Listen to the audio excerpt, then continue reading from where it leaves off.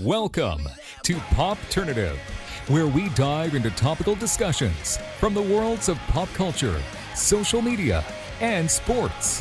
Here is your host, Peter Remoliotis, aka PD Beats. PD Beats here from Popternative, speaking to Eric Masip about Through My Window Across the Sea, which is going to be dropping worldwide on Netflix. Welcome to the show, man. Bienvenido a la entrevista, I'll say as well. Thanks a lot, man. How's it going? It's going well. It's going well. I mean, the fans were waiting for the sequel. Like, fans wanted it. They wanted it. They wanted it. Everyone's back. You're back as Artemis. I mean, what's that kind of like when you officially kind of get back to playing a character you played before? Like, what's that feeling like for you? Well, it's been a long time going now because the first one dropped on February 2022. Yep. And this one like more than a year and a half later. So there's been all this expectation. Everything's been going on. And it's been fun because we knew right away we were going to do the sequels. They were greenlit we finished, a couple of months went by, and suddenly we received a call together. It was like, producers are going to be there and everything. And we're like, okay, that's weird. So why? And suddenly everyone was there and they gave us the news. They said that we were not only going to do one more, we were going to do two more. They were going to be shot back to back, which I can say now finally, because there was all this confusion with the spoilers and everything. Sometimes we shot them back to back, but some things they were like in the middle, and sometimes they were asking stuff and interviews and stuff. And we were like, damn, I don't remember if this was the second movie or the third movie, and I don't want to fuck this up. So it's great to be back. It's interesting too because I feel like you really get the opportunity to kind of see the global impact after the first movie comes out and everyone loves it and everything. I feel like you can never actually prepare yourself. I mean, Across the Sea is going to drop and, It's kind of going to be one of those things like it's in your hands as the cast and crew, and then it's out of your hands. It's in the world's hands. Do you have kind of a little bit of like an idea of what's to come, though, with like the kind of dissemination of the movie dropping everywhere? Or is it kind of a little still unknown territory? Like you have no idea? I mean, it's fun to think about it because everything we do, especially here, we've done besides Through My Window, what we've also done like very local stuff, something but really small. And when we're doing that, unless it's like this mega production where you can see everything and there's the scope and everything, it's actually quite a very intimate movie. We're in a house, we're here, we're in the coast where I usually go like spend my summers there. So it's really like for us, it's really something really small. Like we're the group, it's not this humongous thing. So we're like really in our little fun movie, and suddenly it becomes what it becomes, and we know that also. In this case, then the surprise comes. I mean, when we were doing the first movie, I actually agreed to the role because I liked the role, but we weren't in short anything. I mean, it was like they didn't tell us it was Netflix. They didn't tell us anything, and so it was fun because suddenly like everything started like growing and developing, and somehow, and at the moment they announced us, like it boomed because it was the books and everything. And that's the moment where we saw that this was something worldwide. And worldwide, like I feel like it's even like a scary thing to think about the fact that the movie drops and wherever you are, because of all the time zones, there's so many people that have already like watched it. Yeah, I woke up and I woke up late today. In Spain, we're in Spain, and I think it was like 9 a.m. And I woke up early. I woke up late today because yesterday I was working until late, and I was like at 10 something. I just woke up and it was like, shit. It's already out. Okay, that's cool. No, but I don't know. It's fun to see everything, and also how everyone in the world. People from Mexico, all Latin American, especially. That there's the biggest, like the thickness of the fan is there, and it's everyone was already watching it, and I was asleep. Do you feel like when you were filming the second movie, with Artemis, do you feel like you understood this character a little bit more, but because of the kind of complexity of what's happening with him, like, do you feel like you were still learning as you were filming the movie? Oh, sure. Yeah. I'm still learning now. It's this is something. No, it's something fun. The other day I watched it, and it's so true that Pacino Al Pacino, he said that sometimes you just work on the character, you work on it, and and suddenly you're like, I think I got it. And then like 5 months later, you're like, fuck, now I got it.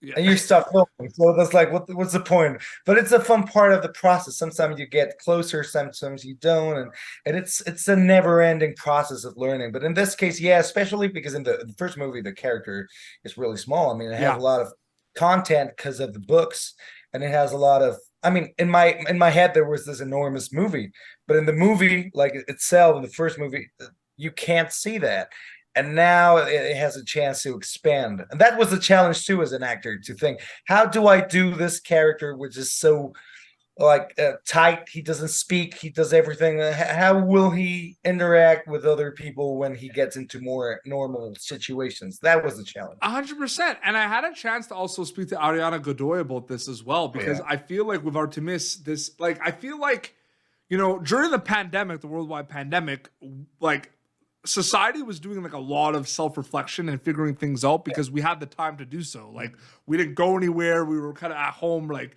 just reflecting and doing a lot of that. And you look at these movies, and you especially look at this movie, and you see all these characters, Eric, that they're like, some of them are lost and some of them don't think they're lost. And then some of them are kind of like figuring things out and seeing what their next move is. And I feel like that movie becomes just instantly more relatable to a lot of us because during the pandemic, that's what we were doing for like 2-3 years. Do you think about that at all? Because I do find that interesting. Yeah, especially now, like there's this imminent thing there's this thing that you can lose everything really fast. So Yeah. there's the thing of preserving it, and now, especially pandemic, that has proven us that anyone, rich, Yeah. poor, Yeah. middle class, they can lose anything like this. And that's a bit of the focus of the tension and what you have in your head, because everything's so fragile and you want to keep stuff, but you can't. So you have to get yourself into the idea that this can happen. Really, and it's a hard job, and it's not easy to be calm with what life is, which and that's what the pandemic also puts them for. Like chill, you're not more important than what's going Everyone, on. like the equal playing field almost, right? Like everyone. I mean, there was a point that it's like life. It's like Yep. things that happen to you, like death of someone that you love, or when someone, I don't know, they quit on you in a relationship or whatever. It's what you make of it. I know sometimes it's terrible and it's easy to say, but it's like, I mean, if there's this terrible situation that's happening to me, how can I at least try to keep going and living? And if I can make a good thing about it, let's do it.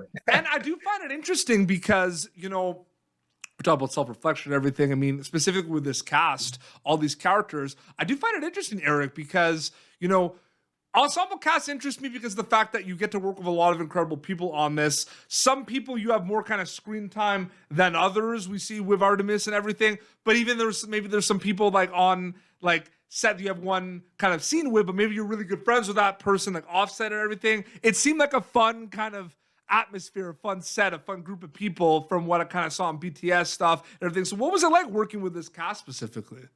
Oh, they were great. They are great. Yeah. We're still on. We have to keep going a lot more too. And I don't know. It was really fun because I really had no character conflict with most of the characters that they play.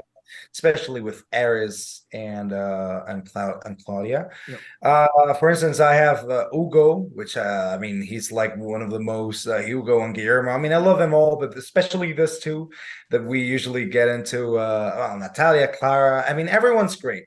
Everyone's great, but especially the like this two, I really had I really had nothing with them on screen. Hugo a bit, but we didn't even have like this moment.